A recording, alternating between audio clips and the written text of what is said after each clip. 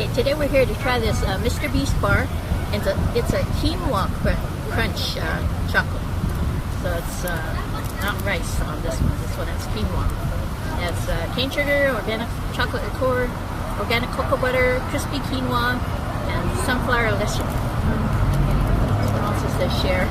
So it's kind of been melting and quinoa pieces. I really can't taste them though. This one actually tastes more like dark chocolate than milk chocolate. It's actually pretty good dark chocolate. It's not too dark. So let's see. I'm gonna give this one an 8 too.